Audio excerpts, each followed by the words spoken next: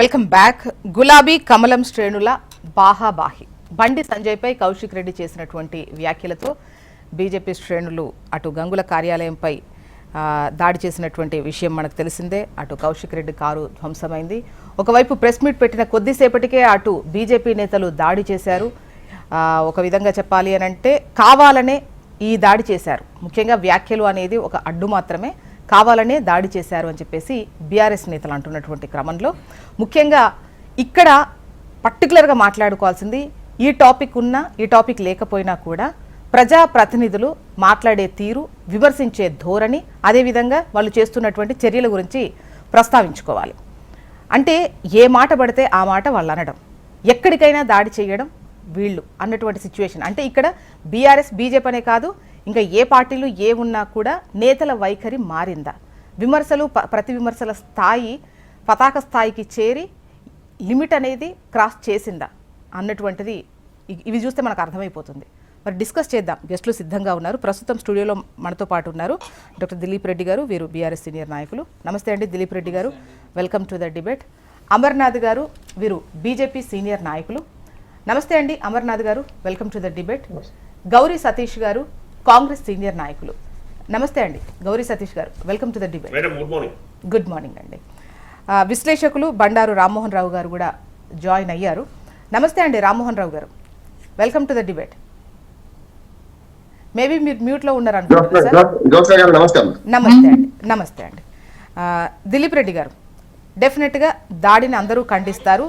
Even BJP senior నేతలు కూడా ఈ విషయాన్ని ఖండిస్తారు. కాకపోతే అసలు ఏ మాట పడితే ఆ మాట మాట్లాడడం కరెక్టేనా? ఇంతకుముందు నేను పేపర్లో చదివాను, దాన్ని నేను మళ్ళీ ప్రస్తావించట్లేదు ఏ మాట మాట్లాడారని. అది నాకు మళ్ళీ అనాలని అనిపించట్లేదు. ఫస్ట్ ఆఫ్ ఆల్ నాకు అనాలని అనిపించట్లేదు. సో మీకు అది తెలుసు కాబట్టి ఏ మాట పడితే ఆ మాటను అనడం కరెక్టేనా? విమర్శించడం ఒక ఎత్తు, విమర్శించాలి. జ్యోత్స్న గారు, మీరు ఇక్కడ ఒక అంశాన్ని గమనించాలి. అసలు ఈ వివాదం ఎట్లా స్టార్ట్ అయింది మనం వెళ్దాం. అయితే పిఎంజే జ్యువెలరీస్ అని కరీంనగర్లో బండి సంజయ్ గారి ఇంటి కూతవేటు దూరంలో ఉన్నటువంటి ఒక జ్యువెలరీ షాప్లో పట్టపగలు 6 మాస్కులు కూడా లేకుండా 4 మాస్కులు, ఒక 2 మాస్కులు పెట్టుకొని దోపిడీ జరిగి కాల్పులు జరుపుతూ ఉంటే అసలు ఏం చేస్తూ ఉన్నారని కేటీఆర్ గారు ప్రెస్ మీట్ పెట్టిండు. దాంతో పాటుగా కాందశీకుల భూముల వివాదం ఒకటి ఉంది. కాందశీకుల భూముల వివాదంలో కూడా స్కామ్ జరిగింది, నేను బయట పెడతాను కేటీఆర్ గారు అన్నారు. దానికి బదిలీ ఇవ్వాల్సింది ఏంది? కేంద్ర సహాయ మంత్రిగా ఉన్నటువంటి బండి సంజయ్ గారు తన ఇంటికి కూతవేటు దూరంలో దాడి జరిగితే కూడా అక్కడ ఫెయిల్యూర్ ఎట్లా ల్యాప్సెస్ అయినాయని చెప్పేసి, ప్రభుత్వం ఎట్లా ఫెయిల్ అయిందని చెప్పేసి, అసలు నీ ఇంటికి కూతవేటు దూరంలో ఉంటే కేంద్ర హోంశాఖ సహాయ మంత్రిగా నువ్వు ఉన్నావు, నీ పార్లమెంట్ పరిధిలో ఉంది, నువ్వు ఎందుకు ప్రశ్నిస్తలేవు అని చెప్పేసి అడగడంలో జరిగింది. అయితే స్కామ్ బయట పెడతా అని చెప్తే ఆయనే గవర్నమెంట్లో ఉన్నాడు కాబట్టి నువ్వేంది బయట పెట్టేది, నేను విచారణకు ఆదేశిస్తా అనాలి. ఎందుకు? ప్రభుత్వంలో ఉన్నటువంటి ఒక వ్యక్తి. కాకపోతే మాట్లాడుతూ తనకి ఆన్సర్ ఎట్లా ఇవ్వాలి?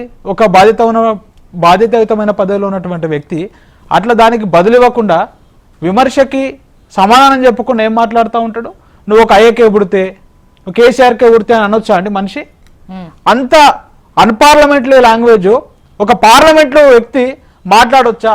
దీన్ని సమర్థిస్తారు ఎవరైనా బీజేపీ కానీ ఈ రాష్ట్ర ప్రజలు కానీ ఎవరు సమర్థించొద్దు. అంత నీచంగా వాగితే దానికి బదులిస్తూ కౌశిక్ రెడ్డి గారు చెప్పారు, మాకు అనుమానం కలుగుతుంది అన్నాడు తప్ప కౌశిక్ రెడ్డి గారు నువ్వు తీసుకున్నావు అనలే. ఇంకొక డ్రగ్స్ టెస్ట్కి రమ్మన్నాడు. నిన్న మాకేం అనుమానం కలుగుతూ ఉందంటే డ్రగ్స్ టెస్ట్కి ఎందుకు వస్తలేడు? అసలు డ్రగ్స్ టెస్ట్ అనేది నువ్వు చేయొచ్చు కదా, ప్రభుత్వంలో ఉన్నావు కదా, లేకపోతే ఇక్కడ ప్రభుత్వానికి ఒక లేఖ రాయొచ్చు కదా. అదే కేటీఆర్ గారికి రేవంత్ గారికి తన అందరు వచ్చి డ్రగ్స్ టెస్ట్ రమ్మంటే గతంలో మీరు అధికారంలో కేటీఆర్ గారు చాలా క్లియర్ గా చెప్పారు, సవాల్ చేసి కావాలంటే నా ఇంటికి ఇస్తా, గోరిస్తా, మీకు ఏది కావాలంటే అది ఇస్తా అన్నాడు. కేటీఆర్ గారు చాలా క్లియర్ గా చెప్పారు, వీళ్ళు కూడా ఇరాండి ప్రజాకోట్లు ఇప్పుడు ఇట్లాంటి ఒక స్టూడియోకి వస్తారా లేకపోతే ప్రజాకోట్లకు వస్తారా, లైవ్ పెడదాం. మాకు ఇంకొక అనుమానం ఏం కలుగుతా ఉందంటే నిన్న బండి సంజయ్ గారికి చేయాలి డ్రగ్స్ టెస్ట్, రేవంత్ గారికి, ఎవరికైతే వాళ్ళకి, ప్లస్ దాడికి వచ్చిన వాళ్ళు కూడా వాళ్ళ హావభావాలు చూస్తూ ఉంటే, వాళ్ళు వచ్చినటువంటి విధానం చూస్తూ ఉంటే మనందరికి ఏం అనుమానం కలుగుతుంది? వీళ్ళు కూడా ఒక డ్రగ్స్ మత్తులో వచ్చిరని చెప్పేసి అనుమానం కలుగుతూ ఉన్నది. నిన్న దాడికి వచ్చిన వాళ్ళందరికీ కూడా డ్రగ్స్ టెస్ట్ చేయాలి. ఒక ఎస్ఐ గారు గాయపడ్డారండి, ఒక సిఐ గారు కూడా గాయపడ్డారు. ఈరోజు ఈ క్యాంప్ కార్యాలయంలో దాడి కొత్త కాదు కదా. గతంలో హరీష్ రావు గారి క్యాంప్ కార్యాలయం సిద్దిపేటలో దాడులు జరిగినాయి, సునీతా లక్ష్మారెడ్డి గారి క్యాంప్ కార్యాలయంలో దాడులు జరిగినాయి, ఇంకా చూస్తూ ఉంటే వేముల ప్రశాంత్ రెడ్డి గారి క్యాంప్ కార్యాలయంలో దాడులు జరిగినాయి. ఈ రోజు వచ్చేసి గంగుల కమలాకర్ గారి క్యాంప్ కార్యాలయంలో దాడులు జరిగినాయి. అంటే నువ్వు విమర్శ చేస్తే దాడి చేస్తావా? విమర్శ చేస్తే ప్రతి విమర్శ చేయాలి. నువ్వు బాధ్యతాయుతమైనటువంటి పదవిలో ఉన్నటువంటి వాడు ఏం చేయాలి? ఇంకా ఒక చిన్నది చెప్తా ఉంటా. గతంలో హిమంత బిశ్వ శర్మ అనే ఒక వ్యక్తి రాహుల్ గాంధీ గారిని ఒక మాట అన్నాడు. ఏమన్నాడు? నువ్వు ఏకు పుట్టినవని మేము అడుగుదామా అని అన్నాడు. ఆ రోజు కేసీఆర్ గారు ఒక గొప్ప వ్యక్తిగా కేసీఆర్ గారు ఏం చేశారు, అట్లా మాట్లాడొచ్చునా అని చెప్పేసి కేసీఆర్ గారు ఖండించారు. కాకపోతే ఈరోజు ఇక్కడ ఉన్నటువంటి ఎమ్మెల్సీ అద్దంకి దయాకర్ గారు కానీ, ఈరోజు మేడిపల్లి సత్యం గారు కానీ నిన్న కరీంనగర్ దాడులను సమర్థిస్తూ వాళ్ళు మాట్లాడి వాళ్ళ సోషల్ మీడియా పోస్టులో కూడా పెట్టినటువంటి చరిత్ర మనం చూస్తూ ఉన్నాము. అంటే ఈరోజు ఆర్ఎస్ బ్రదర్స్ రేవంత్ సంజయ్ బంధం ఏ విధంగా కొనసాగుతున్నదో మనం చూడొచ్చు. అసలు సంబంధం లేదు, కాంగ్రెస్కి ఏం సంబంధం అండి? ఇక్కడ వాళ్ళు దాడులు ఎట్లా సమర్థిస్తారు? వాళ్ళ ఆర్ఎస్ బ్రదర్స్ బంధం ఈరోజు రాష్ట్ర ప్రజలందరూ చూస్తూ ఉన్నారు అని చెప్పేసి చెప్తా ఉన్నాం. గతంలో మన తెలంగాణ చరిత్రలో చూస్తే బండి వెనుక బండి గట్టి 16 బండ్లు గట్టి అని పాట పాడితే ఈరోజు ఈ బండి సంజయ్ ఏం చేస్తా ఉన్నాడు? బండి సంజయ్ అనే బండి దారి తప్పింది. ఆ బండి వెనుక ఈ ఎమ్మెల్సీ అద్దంకి దయాకరు ప్లస్ మేడిపల్లి సత్యం ఎమ్మెల్యే ఇద్దరు అదే దారి తప్పిన బండి వెనుక బండి కట్టుకొని పోతా ఉన్నారు. వాళ్ళ బంధాన్ని చూస్తా ఉన్నారు. నాడు తెలంగాణ ప్రజలు ఏ విధంగా బండి వెనుక బండి కట్టి అని పాట పాడి ఏ విధంగా తరిమిరు అన్నట్టు ఉన్నటువంటి భూస్వాములకు దొరలకు వ్యతిరేకంగా పోరాడి మళ్ళా వచ్చే ఎన్నికలలో కానీ ప్రజాకోట్ల కానీ వాళ్ళని ఖచ్చితంగా తరుపుతారు అదే విధంగా అని చెప్తా ఉన్నాం.